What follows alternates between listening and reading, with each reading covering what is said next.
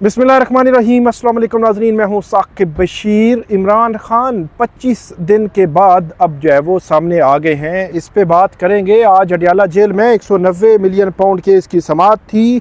इस समाअत के दौरान क्या मामला हुआ, इस पे तफसील के साथ हम बात करते हैं। और इसके अलावा इलेक्शन कमीशन के घबराने का वक्त हुआ चाहता है। इलेक्शन कमीशन के खिलाफ तौहीन अदालत की दरख्वास्त सुप्रीम कोर्ट ऑफ पाकिस्तान में दायर कर दी गई है। मखसूस नशिस्तों का यह केस है और सुप्रीम कोर्ट के चीफ जस्टिस याया अफरीदी के लिए यह टेस्ट केस है। इस पे बात करते हैं तफसील के साथ कि क्या जो है वो मौक़िफ़ इख्तियार किया गया है इस मखसूस नशिस्तों के केस में। सबसे पहले हम बात करेंगे कि जो इस्लामाबाद हाई कोर्ट में जो केस है 190 मिलियन पाउंड केस, उसकी समाअत तो कल होनी है, लेकिन आज 190 मिलियन पाउंड केस की समाअत अडियाला जेल में हुई। एहतसाब अदालत के जज नासिर जावेद राना ने यह समाअत की और इस समाअत के दौरान इमरान खान को अडियाला जेल में पेश किया गया। वहाँ पे इमरान खान की जो बहनें हैं अलीमा खान, उज़मा खान, वो मौजूद थीं। बैरिस्टर सलमान सफदर, सलमान अकरम राजा, फैसल चौधरी, अली ज़फ़र, तमाम वकला भी मौजूद थे। और PTI की जानिब से वहाँ पे इमरान खान से ये आप समझे कि 3 अक्टूबर को एक तफसीली मुलाकात, जिसको आप कहते हैं ड्यूरिंग प्रोसीडिंग्स, इमरान खान से जो मुलाकातें हमेशा से होती रही हैं वो डिटेल्स मुलाकातें होती रही हैं, लेकिन रूटीन की मुलाकात 25-30 मिनट या 35 मिनट की मुलाकात होती है और उस पे भी एक चेक होता है। ऊपर जो है वो कुछ लोग बैठे होते हैं तो उसके जो उनकी मौजूदगी में मुलाकात होती है। लेकिन ये मुलाकात 3 अक्टूबर के बाद, मतलब 25 रोज़ के बाद आज इमरान खान को अडियाला जेल में लाया गया। इमरान खान की जो बहनें हैं उन्होंने क्या कहा, पहले तो वो मैं आपके सामने वो रखता हूँ, फिर क्या हुआ मामला जो आज एहतसाब अदालत जो अडियाला जेल में लगी थी उसमें क्या हुआ। इमरान खान की जो बहनें हैं अलीमा खान, उनकी जानिब से आज जो अडियाला जेल के बाहर मीडिया टॉक भी की गई। उस मीडिया टॉक में उनकी जानिब से ये मौक़िफ़ इख्तियार किया गया कि इमरान खान को एक बड़ी अजीब सूरत हाल में रखा गया। इमरान खान से मिलकर सब्र आ गया है। इमरान खान ने बताया उनके साथ क्या सलूक किया गया। 3 अक्टूबर से इमरान खान को जिस हाल में रखा गया वो नाकाबिले बयान है। इमरान खान के सेल की बिजली काटी गई, ये जब वो अलीमा खान कहती हैं। और इमरान खान को अखबार, TV सब बंद कर दिया गया था। इमरान खान को जो खाना दिया जा रहा था उसे उनको जब उल्टियाँ आई। ये एक बड़ा ही अनफॉर्चुनेट मामला है। ये अलीमा खान उनकी जानिब से एक बहुत बड़ा दावा किया गया है और यकीनी तौर पर इमरान खान ने वो सूरत हाल बताई होगी जो 3 अक्टूबर से आनवर्ड बनी और जिसका सामना वो करते रहे। 3 अक्टूबर से लेकर आनवर्ड उनसे ना कोई मुलाकात हो रही थी, ना कोई उनसे कोई डिस्कशन हो रही थी, ना ही अदालती समाअतें हो रही थी। तो इस दौरान क्या होता रहा, क्या चलता रहा। इसके अलावा अलीमा खान ये कहती हैं कि 3 हफ्ते बाद उनको वर्जिश के लिए साइकिल दी गई। सजाए मौत के कैदियों के साथ ये नहीं होता जो इमरान खान के साथ किया गया। ये जेल में इमरान खान को ख़त्म करना चाहते हैं, हम चुप नहीं बैठेंगे। ये जो वो कहा गया, ये एक बड़ा अहम मामला था जिस पे जो है वो आज अलीमा खान ने बात की और इमरान खान की मुलाकात हुई फैमिली के साथ और जो उनकी वकला है, जो उनकी लीगल टीम है, उनके साथ भी मुलाकात हुई, बड़ी तफसील के साथ मुलाकात हुई। और जो आज अदालत है, कमरा अदालत में एक तो जो सलमान सफदर हैं उनकी जानिब से ये दरख्वास्त दायर की गई कि बुशरा बीबी, क्योंकि उनकी सेहत जो है वो ठीक नहीं है, वो तंदुरुस्त नहीं है, वो बीमार हैं। जब से जो है वो उनको इनकी रिहाई हुई है, उनको डॉक्टर्स ने जो है वो रेस्ट का मशवरा दिया है, तो इसलिए उनकी इस्तिस्ना की दरख्वास्त है, तो उनकी इस्तिस्ना की दरख्वास्त जो है वो मंजूर की जाए। और आज वो हाज़िर नहीं हो सकती। वो जो है वो अदालत में ये दरख्वास्त दायर की गई जिस पर नासिर जावेद राना उन्होंने वो दरख्वास्त मंजूर कर ली। आज हाज़िरी से इस्तिस्ना की बुशरा बीबी की दरख्वास्त जो है वो मंजूर कर ली गई। दूसरी दरख्वास्त ये दायर की गई थी कि बुशरा बीबी के जो वकील हैं मोहम्मद उस्मान गिल, वो जो लाहौर से आते हैं, वो उन्होंने जरा करनी थी तफ्तीशी अफसर पर। तो उनकी जानिब से ये बताया गया कि वो आज क्योंकि लाहौर की अदालतों में मसरूफ़ हैं, वो आज यहाँ पे नहीं पेश हो सकते, तो इसलिए ये इस्तदा की गई थी कि अदालत समाअत मुलतवी कर दे। तो इस बुनियाद पर जो नैब के प्रोसिक्यूटर थे सरदार मुजफ्फर अब्बासी, उनकी जानिब से मुखालफत की गई। उनकी जानिब से कहा गया कि बुशरा बीबी अगर नहीं आई, हम उसकी मुखालफत नहीं करते कि वो बीमार हैं, उनकी बीमारी की वजह से वो नहीं आई तो उनकी जानिब से इस्तिस्ना की दरख्वास्त दायर की गई है, तो हम उसकी मुखालफत तो नहीं करते, लेकिन हम इसकी मुखालफत ज़रूर करते हैं कि बुशरा बीबी अगर नहीं भी आई तो उनकी गैर मौजूदगी में भी जो तफ्तीशी अफसर हैं उन पर जरा हो सकती है। उनकी जानिब से कहा गया कि इतनी जो है वो ज़्यादा समातें, कसीर समातें हो चुकी हैं जिन समातों के दौरान जो है वो ये जरा मुकम्मल नहीं हो सकी। पहले इमरान खान के वकील जो ज़हीर अब्बास है वो उन्होंने बड़ी कसीर समातों के दौरान जो है वो उनको जरा जारी रखी। आप ये कह सकते हैं कि पिछले तकरीबन 1.5 माह से जो तफ्तीशी अफसर हैं उन पर जरा जारी है। बड़ी जो तवील समातें भी हुई लेकिन वो जरा मुकम्मल नहीं हुई। तो आज उस्मान गिल ने जरा करनी थी तो नैब ने मुखालफत की, लेकिन अदालत की जानिब से 2 दिन का वक़्त जो है वो दे दिया गया और 30 अक्टूबर की तारीख इसमें रखी गई। अदालत को आज जो है वो इमरान खान जो है वो वहाँ पे पहुँचे थे।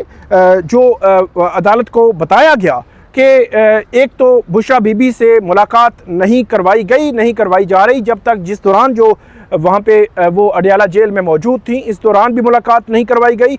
दूसरी बात जो अदालत के सामने रखी गई वो ये थी कि इमरान खान के जो बेटे हैं उनसे व्हाट्सएप पे बात जो है वो अमूमी तौर पर करवाई जाती है, लेकिन वो बात भी नहीं करवाई गई और अदालती अहकामात भी मौजूद हैं।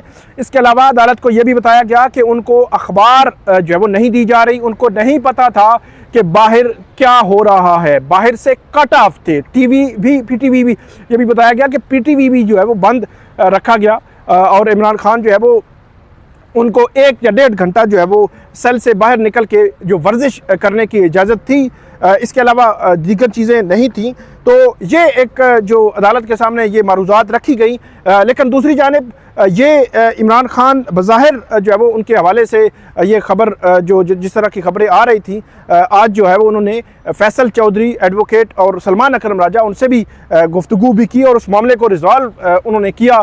फैसल चौधरी एडवोकेट ने हफ्ते के रोज़ इस्लामाबाद हाई कोर्ट में एक दरख्वास्त दायर की थी, क्योंकि उससे 2 रोज़ कबल वो इमरान खान से मिलकर आए थे और उनका ये कहना था कि सहूलियात जो उनको जेल मैनुअल के मुताबिक मिलनी चाहिए एक्स प्राइम मिनिस्टर के, वो उनको नहीं दी जा रही, तो इसलिए मैं जो है वो दरख्वास्त दायर करूँगा। फैसल चौधरी एडवोकेट की जानिब से इस्लामाबाद हाई कोर्ट में दरख्वास्त दायर की गई और उनकी जानिब से कहा गया था कि बैरिस्टर गौहर ने इसकी इजाज़त दी है और उसके बाद उन्होंने दरख्वास्त दायर की जिसमें इमरान खान को जेल मैनुअल के मुताबिक सहूलियात देने की इस्तदा जो है वो की गई थी। लेकिन उस मामले में ट्विस्ट उस वक्त आया जब बैरिस्टर गौहर ने यह कहा कि मंडे के दिन, मतलब आज के रोज़, इस्लामाबाद हाई कोर्ट में जो पीटीआई की लीगल टीम है वो अलग से दरख्वास्त दायर करेगी। सलमान अकरम राजा और बैरिस्टर गौहर जो सलमान अकरम राजा है उन्होंने भी फैसल चौधरी एडवोकेट के हवाले से जो है वो ऐसी ज़ुबान इस्तेमाल की जो मेरे ख्याल में इस तरह बात नहीं की जा सकती। अगरचे जो फैसल चौधरी एडवोकेट है हम उनको तकरीबन पिछले काफ़ी टाइम से देख रहे हैं अदालती रिपोर्टिंग के दौरान, कोर्ट रिपोर्टिंग के दौरान, वो डिस्ट्रिक्ट कोर्ट्स हो, वो स्पेशल कोर्ट्स हों, वो हाई कोर्ट्स हों, इवन सुप्रीम कोर्ट में भी वो बड़े एक्टिव नज़र आते हैं पीटीआई की जानिब से और वो हर लम्हे हर मौके पर मौजूद रहते हैं और पीटीआई की लीगल टीम का वो हिस्सा बड़ा एक्टिव जो है वो रोल उनका रहा है। मेरा ख्याल ये है कि छोटी मोटी अगर चीज़ें थीं भी तो उनको इग्नोर भी किया जा सकता था, लेकिन हुआ ये कि आज इमरान खान से मुलाकात जब हुई फैसल चौधरी एडवोकेट की तो इमरान खान ने उनको गले लगाया, मिले, उनसे जो है वो बात करते रहे काफ़ी टाइम पे। उसके बाद इमरान खान और जो इमरान खान ने सलमान अकरम राजा और फैसल चौधरी के दरमियान जो है वो सुलह भी करवाई और उनकी जो आपस में जब जो सुलह होने के बाद वो वहाँ से निकल गए। अब जो फैसल चौधरी हैं पीटीआई की लीगल टीम का जो दोबारा से हिस्सा होंगे, दोबारा से एक्टिव होंगे और उसके बाद वहाँ पे जो वहाँ पे अपनी फैमिली के लोग थे उनसे इमरान खान साहब ने मुलाकात की और पीटीआई की लीगल टीम से मुलाकात की, उनको इंस्ट्रक्शंस दी और उसके बाद समाअत जो है वो मुलतवी हो गई और अब 30 अक्टूबर को इस अहम केस की समाअत होगी और उसमें फिर पता चलेगा ये केस जो है वो कैसे आगे बढ़ता है। बहरहाल ये 25 दिनों के बाद अब जो है वो आज इमरान खान जो है वो सामने आए। 3 अक्टूबर को आखिरी समाअत हुई थी। दूसरा केस बड़ा इम्पोर्टेंट है। इस केस में आज पीटीआई की जानिब से मखसूस नशिस्तों का केस है, इसमें तौहीन अदालत की दरख्वास्त दायर की है और ऐसे लगता है कि जो इलेक्शन कमीशन है वो जो है वो उसके घबराने का वक्त जो है वो हुआ चाहता है।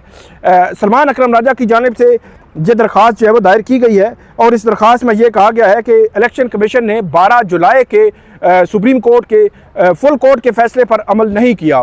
8 जजेस ने वो फैसला दिया था, एक वजाहत 8 जजेस ने दी, दूसरी वजाहत 8 जजेस ने दी, लेकिन इलेक्शन कमीशन ने सुप्रीम कोर्ट के फैसले पर आज तक अमल नहीं किया। 12 जुलाई, 12 अगस्त, 12 सितंबर और 12 अक्टूबर, 3 माह ये बनते हैं। और उसके बाद आज जो है वो 28 अक्टूबर है, तो इससे आप अंदाज़ा लगा लें 3.5 माह हो चुके हैं। इलेक्शन कमीशन ऑफ पाकिस्तान ने सुप्रीम कोर्ट के इस फैसले को रद्दी की टोकरी में डाला है। सुप्रीम कोर्ट अगर अपने फैसले पर अमल दरामद नहीं करवा सकती या उसने ना करवाया, तो मेरा ख्याल ये है कि सुप्रीम कोर्ट की ये दुकान जिस पे हम खड़े हैं, इसको जो है वो बंद ही कर देना चाहिए अगर सुप्रीम कोर्ट के फुल कोर्ट के फैसले पर अमल नहीं होता। ये एक ऐसी रवायत पड़ेगी, ऐसी प्रेसिडेंट सेट होगी जिसकी मेरे ख्याल में नज़ीर नहीं मिलती, कि ये एक जो है वो एक रवायत बन रही है कि 90 रोज़ में इलेक्शन कराने का जो फैसला था सुप्रीम कोर्ट ऑफ पाकिस्तान का, उस पर भी अमल नहीं हुआ था। जब उस पर अमल नहीं हुआ था, उस पर सुप्रीम कोर्ट ने खामोशी रखी, कोई कंटेम्प्ट की पिटीशन नहीं हुई, कोई कुछ नहीं हुआ। तो उसके बाद अब जो है वो ये 12 जुलाई का जो फैसला है मखसूस नशिस्तों का, इस फैसले को भी रद्दी की टोकरी में डाल दिया गया। ऐसे लग रहा है कि ये एक तय कर लिया गया है कि इलेक्शन सुप्रीम कोर्ट के फैसले पर अगर अमल ना भी हुआ तो कुछ नहीं होगा, कोई पूछने वाला नहीं, कोई कंटेम्प्ट करने वाला नहीं। तो ये एक बुरी रवायत जो है वो पड़ रही है, इसको सुप्रीम कोर्ट को रोकना बहुत ज़रूरी है। अब कंटेम्प्ट ऑफ कोर्ट की पिटीशन फाइल हुई है सुप्रीम कोर्ट में, और सुप्रीम कोर्ट के चीफ जस्टिस याह्या अफरीदी जो अब जो है वो इस केस को सुनेंगे, और उनके सामने पहला बड़ा चैलेंज ये होगा कि सुप्रीम कोर्ट के फैसले पर अमल कैसे करवाना है।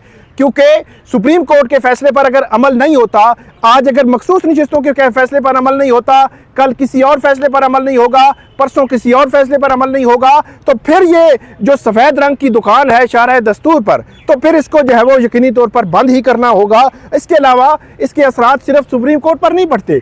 जब सुप्रीम कोर्ट के फैसलों पर अमल नहीं होता, फिर हाई कोर्ट्स के फैसलों पर भी अमल नहीं होता, फिर सेशन कोर्ट के फैसलों पर भी अमल नहीं होता, फिर सिविल कोर्ट्स के फैसलों पर अमल नहीं होता। तो इसलिए मैं ये कह रहा हूँ कि इलेक्शन कमीशन के घबराने का वक्त हुआ चाहता है। जिनसे जो इलेक्शन कमीशन से प्यार मोहब्बत जो है वो 25 अक्टूबर से पहले मिलता था, वो अब प्यार मोहब्बत शायद जो है वो इलेक्शन कमीशन को सुप्रीम कोर्ट ऑफ पाकिस्तान से नहीं मिलेगा। सुप्रीम कोर्ट से अब जो है वो तवक्को जाहिर की जा रही है कि कम से कम जो मर्जी आप करें, इलेक्शन कमीशन एक इंडिपेंडेंट, एक आईनी बॉडी है, इसमें कोई दो राय नहीं है। उन्होंने इंडिपेंडेंट काम करना है, इसमें कोई दो राय नहीं है, उसमें आप इंटरवीन नहीं कर सकती, कोई दो राय नहीं है। लेकिन ऐसा बिल्कुल भी नहीं है कि वो एक गैर आईनी, गैर कानूनी काम करे तो उसको पूछा ना जाए। तो ये एक बड़ा चैलेंज होगा चीफ जस्टिस याह्या अफरीदी के लिए। आज फुल कोर्ट की मीटिंग भी चल रही है। फुल कोर्ट की मीटिंग में क्या होता है, क्या जो है वो लाया अमल बनता है, और क्या सुप्रीम कोर्ट के जजेस में जो तकसीम है, उस तकसीम को जस्टिस याह्या अफरीदी ख़त्म कर सकेंगे, और सुप्रीम कोर्ट के फैसलों पर अमल दरामद के हवाले से बड़ा ही अहम मरला है कि सुप्रीम कोर्ट के फैसलों पर वो क्या अमल करवा सकेंगे। तो देखते हैं कि अब मामला कहाँ पे जाकर रुकता है। सबसे बड़ा चैलेंज आईनी तरामीम चैलेंज हो चुकी हैं। आईनी तरामीम का ऊंट किस करवट बैठेगा, कैसे इसको हैंडल किया जाएगा, कौन सा बेंच होगा, ये एक चैलेंज होगा। और मखसूस नशिस्तों के हवाले से पहले भी आपको मैं बता चुका हूँ, मखसूस नशिस्तों के केस पर के फैसले पर अमल दरामद करना एक बड़ा चैलेंज है, और अमल दरामद करवाना जो है वो बड़ा चैलेंज है। अब देखना यह है कि जो चीफ जस्टिस याह्या अफरीदी हैं वो उस पर कैसे जो है वो अमल दरामद करवाते हैं, या इलेक्शन कमीशन ये हवाओं के रुख देखकर जो है वो खुद ही अमल कर देगा। देखते हैं कि होता क्या है, मामला कहाँ पे जाकर बैठता है। आपको अपडेट करते रहेंगे, हमें फीडबैक दीजिएगा। अल्लाह हाफिज़।